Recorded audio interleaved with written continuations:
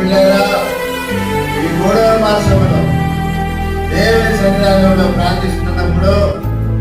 దేవుడు ఇచ్చినటువంటి వాగ్దానం, ప్రతి మాసము వాగ్దానము తీసి మొదటి వారంలో ఆ వాగ్దానాన్ని చెప్పే అలవాటు, ప్రసంగం చేసే అలవాటు, తెలియపరిచే అలవాటు